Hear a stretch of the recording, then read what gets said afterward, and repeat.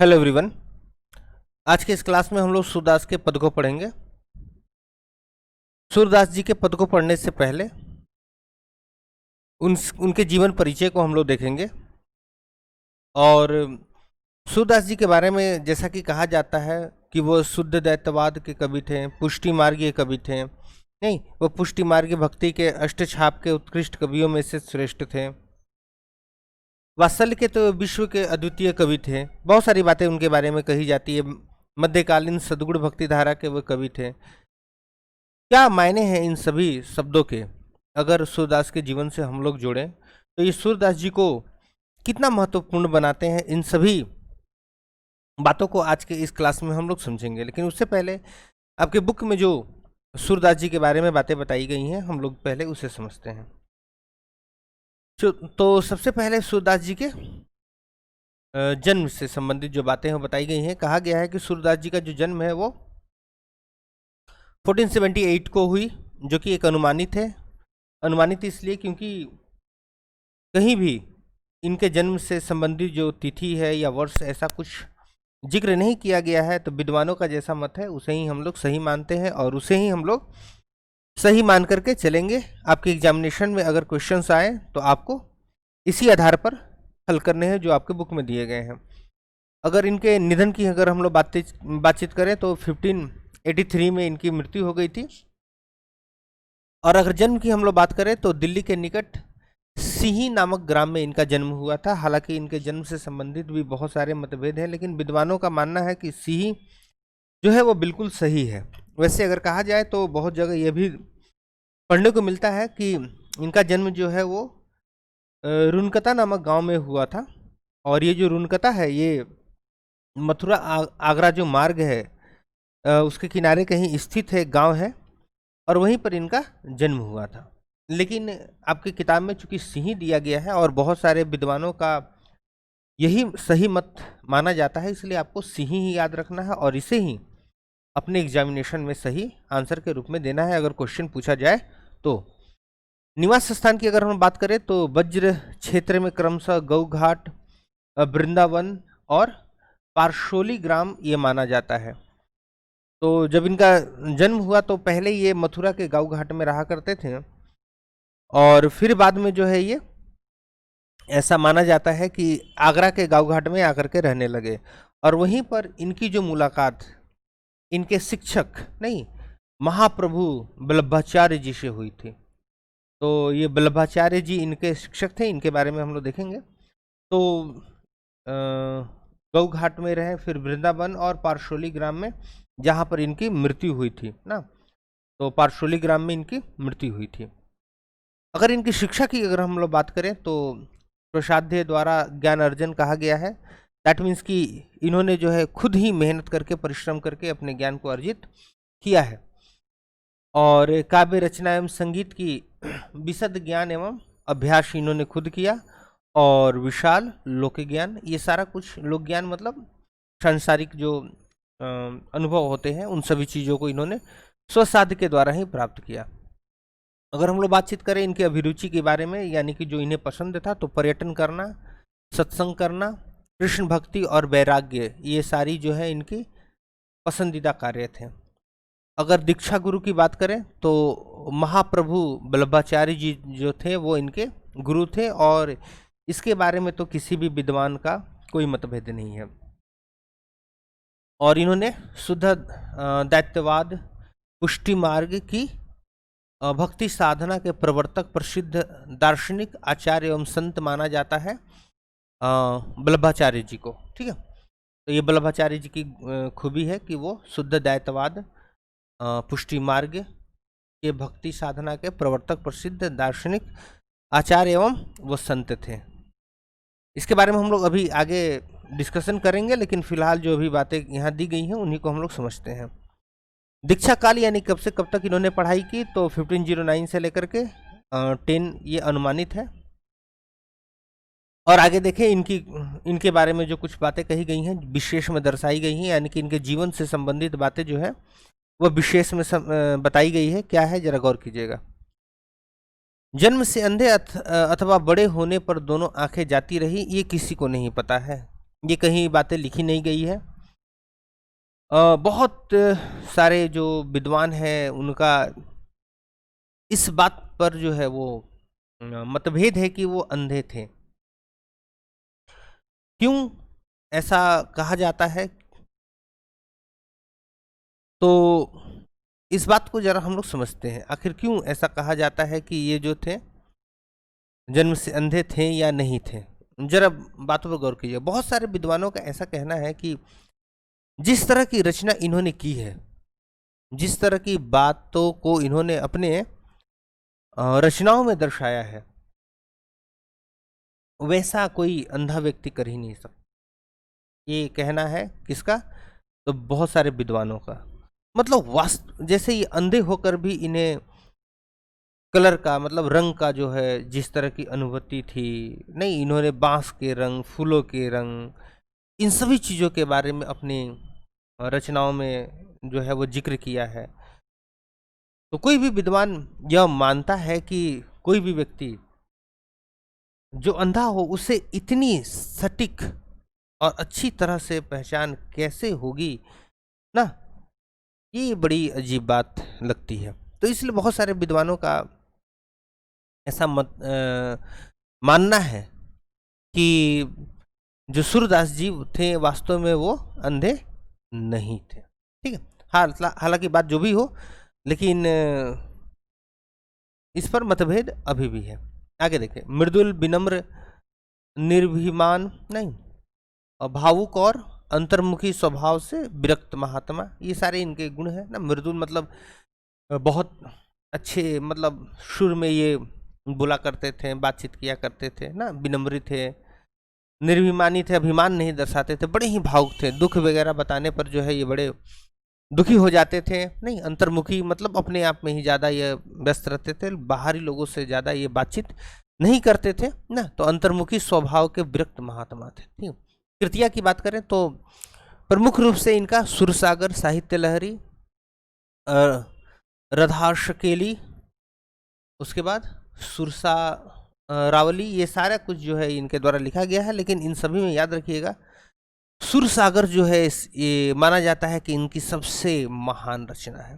देखिए, सुरसागर कवि की विश्व प्रसिद्ध का प्रमुख आधार है। विश्व प्रसिद्धि का जो है वो मुख्य आधार है, क्योंकि सुरसागर जो है वो सबसे अच्छी रचना है। इसकी रचना श्रीमद् भगवत गीता की पद्धति पर 12 और स्कंदों में हुई है। गेय पदों का विशाल संग्रह है। गेय पदों का विशाल संग्रह कहने का मतलब कि इसमें ऐसे पद हैं जिनको व्यक्ति गा भी सकता है। मतलब केवल पोयम की तरह पढ़ना ऐसा नहीं है, इसको कोई व्यक्ति गा भी सकता है। तो इस तरह की जो है खूबी है सुरसागर की। सुरसागर में कहा जाता है ऐसा कि लाखों पद थे, लेकिन वो अभी संग्रहित नहीं है। वास्तव में बहुत पुरानी बात है, आप समझ ही सकते हैं इनकी जन्म कब की हुई ना, शिक्षा कब की हुई, तो बहुत पुरानी बात है। इतने पहले की जो बातें हैं, उस समय ऐसी लाइब्रेरी या ऐसी व्यवस्था तो थी नहीं कि सभी चीज़ों को जो है वो संग्रह करके रखा जाए, इसलिए इनके बहुत सारे जो पद है वो संग्रहित नहीं हो पाए। तो आगे देखते हैं कुछ बातें जो आपकी किताब में लिखी गई हैं उनको देखिएगा। सूरदास जो है वो ब्रज भाषा के महान कवि थे। उसके बाद सूरदास हिंदी के मध्यकालीन सगुण भक्ति धारा के कृष्ण भक्ति शाखा के ये कवि थे। नहीं, तो अब जरा बात ध्यान दिए, मध्यकालीन नहीं, तो मध्य जो हमारा समय है उसको जिस काल में डिवाइड किया गया है, नहीं, जैसे आदिकाल, मध्यकाल, आधुनिक काल, तो ये मध्यकाल के कवि थे। और भक्ति धारा के, जैसे हमारे अगर हम लोग हिंदी साहित्य को देखा जाए तो आदिकाल, उसके बाद भक्ति काल, रीति काल, आधुनिक काल, तो ये भक्ति काल के समय के सद्गुण और निर्गुण, ऐसे दो भागों में ये बटा हुआ था। तो सद्गुण वो जो किसी देवता को, मतलब किसी आकार को मान लेते हैं देवता के रूप में, भगवान के रूप में, और उसके प्रति जो अपनी भक्ति दर्शाते, और निर्गुण वो थे जिनका कोई आकार नहीं होता है। आगे देखिए, कहते हैं कि वे वल्लभाचार्य की पुष्टि मार्गीय भक्ति के अष्ट छाप के उत्कृष्ट कवियों में श्रेष्ठ माने जाते हैं। इसका मतलब क्या होता है? तो देखिए, अगर इस बात को अगर हम लोग समझने की कोशिश करें तो अ, इनके जो गुरु थे वल्लभाचार्य जी, उनकी क्या खूबी थी, तो उनके बारे में एक बात आप जरा ध्यान दीजिए। देखिए, भगवान श्री कृष्ण के अनुग्रह को पुष्टि कहा जाता था। जो वल्लभाचार्य जी के बारे में कुछ बातें हैं उनको तो ठीक है, लेकिन इस बात को समझिए, पुष्टि मार्गीय, तो पुष्टि किसको कहा जाता था? तो भगवान श्री कृष्ण के अनुग्रह को पुष्टि कहा जाता है। यानी भगवान श्री कृष्ण की जो भक्ति करनी होती थी और उस भक्ति से जो अनुग्रह प्राप्त होता था वो पुष्टि कहा जाता था। और भगवान के इस विशेष अनुग्रह से उत्पन्न होने वाली भक्ति को पुष्टि भक्ति कहा जाता था। और इस मार्ग पर जो चलते थे, नहीं, वो मार्ग जो है वो पुष्टि मार्ग कहलाता था। तो ये जो थे वो पुष्टि मार्गीय भक्ति के कवि थे सूरदास जी। अच्छा, उसके बाद एक आता है कि अष्टछाप। ये अष्टछाप क्या होता है? तो देखिए, इसको समझिए। श्री वल्लभाचार्य जी के 84 शिष्यों के अलावा अनगिनत भक्त, सेवक और अनुयायी थे। ये वल्लभाचार्य जी के बारे में कहा गया है। उनके पुत्र श्री विट्ठल नाथ जी, जिनको गुसाई जी कहा जाता है, तो जो विट्ठल नाथ जी थे ने बाद में उनके 4 प्रमुख शिष्य, यानी जो वल्लभाचार्य जी के 4 प्रमुख शिष्य थे, कौन कौन?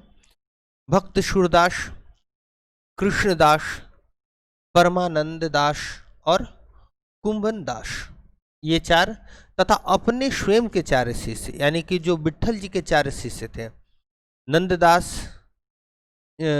चित स्वामी, गोविंद स्वामी तथा चतुर्भुज दास। तो इन सभी को मिला करके, नहीं, और ये सभी की खूबी क्या थी? ये श्रेष्ठ कवि और कीर्तनकार थे। ये 8 जो थे वो श्रेष्ठ कवि तथा कीर्तनकार थे। अच्छा, इन 8 को मिला करके विट्ठल नाथ जी ने क्या किया? एक समूह स्थापित किया जो अष्टछाप कवियों के नाम से प्रसिद्ध हुआ। तो इन अष्टछाप यानी कि इन महान महान 8 कवियों में सबसे श्रेष्ठ जो थे वो सूरदास जी थे।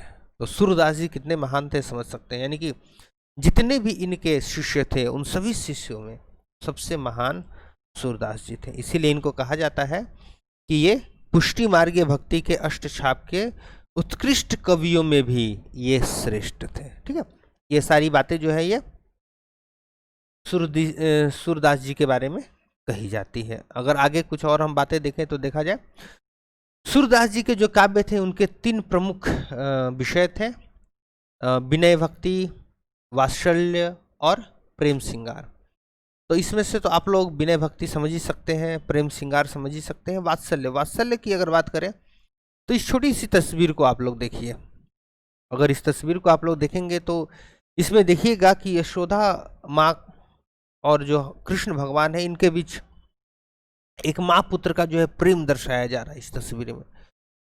तो बच्चे लोग, ऐसा प्रेम जो अपने माता पिता का अपने पुत्रों के लिए, अपने बच्चों के प्रति होता है, नहीं, उसको जो है ये वात्सल्य ना रस कहा जाता है।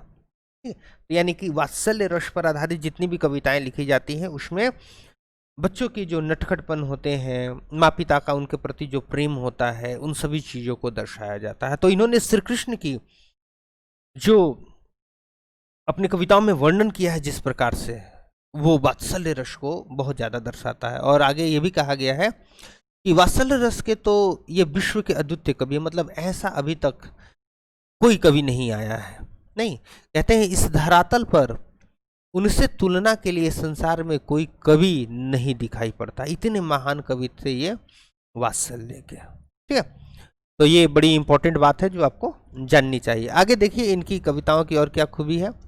तो अपने काव्य और कला से सूरदास ने अपने समय के समाज में सामंती उत्पीड़न, सामाजिक विभेद, विदेशी आक्रमण, सांस्कृतिक प्रभाव और मानवदर्द, निर्धनता, अशिक्षा, रोग शोक आदि के कारण आई मानसिक कटुता, उदासी, विद्वेष और निराशा को धोकर बहा दिया तथा लोकमानस में नई जीवन स्फूर्ति और उत्साह का संचार किया। लोक जीवन के मानसिक अवरोध को दूर कर दिव्य कामना, आशा और उत्साह के कुंठा मुक्त जीवन प्रवाह का संचार करने का ऐतिहासिक कार्य सूर्य के काव्य ने किया। समझिए कितने महान ये कवि थे। ये मध्यकालीन की सारी समस्याओं को इस सेंटेंस में दर्शाया गया कि समाज में असमानता था, सामंती उत्पीड़न उस समय था, सामाजिक भेदभाव था, विदेशों से आक्रमण हो ही रहा था, लोग जो थे अशिक्षित थे, रोगी थे, मानसिक कटुता थी, मतलब मानसिक रूप से परेशान थे। इन सभी परेशानियों को अपने काव्य से, अपनी कविता से, जो सूरदास जी थे उन सभी को इन्होंने खत्म करने की कोशिश की। लोग जो इनकी कविताओं को पढ़ते थे तो उसमें बिल्कुल खो जाते थे। ऐसी जो है इनकी पोयम हुआ करती थी ना। तो आगे देखिए और क्या बताया गया है। यहाँ प्रस्तुत दो पद हैं, एक वात्सल्य भाव के हैं, नहीं दोनों पद जो है वात्सल्य भाव के हैं, सुर सागर से संकलित हैं, यानी सुर सागर में ये दोनों जो है वो पद मौजूद है। प्रथम पद में दुलार भरे कोमल मधुर स्वर से सोए हुए बालक कृष्ण को भोर होने की सूचना देते हुए जगाया जा रहा है। यानी पहला जो हम लोग पद पढ़ेंगे उसमें बाल कृष्ण जो है सोए हुए हैं और छोटे से उस कृष्ण को जगाया जा रहा है कि भाई सुबह हो गया, अब जग जाइए। द्वितीय पद में पिता नंद की गोद में बैठकर बालक कृष्ण को भोजन करते दिखाया जा रहा है, अपने पिता के गोद में बैठ के भोजन कर रहे हैं। दोनों ही पदों में प्रेम और भक्ति की मर्म स्पर्शी अंतर्धारा प्रवाहित है। घर घर के सुपरिचित इन दृश्यों और प्रसंगों में कवि के हृदय का ऐसा योग है कि ये प्रसंग अमिट हो जाते हैं ना। घर घर की बात है ना। बच्चे जो है सोए रहते हैं, उन्हें सुबह में जगाया जाता है अगर देर तक सोते हैं। नहीं, पिता के गोद में बैठ करके बच्चे जो है वो भोजन करते हैं। सुबह जगते समय बच्चे किस तरह से नहीं अपने नटखट स्वभाव से नकारते हैं। इन सभी चीज़ों को जो है सूरदास जी ने अपने पद में दर्शाया है। एक पिता के गोद में बैठ करके पुत्र जब भोजन करता है तो क्या स्थिति होती है ना, इन सभी को इसमें सूरदास जी ने दर्शाया है। तो आज का जो ये वीडियो रहा ये हमारे सूरदास जी से संबंधित और पद से संबंधित जो बातें थी उसको इसमें दर्शाया गया है।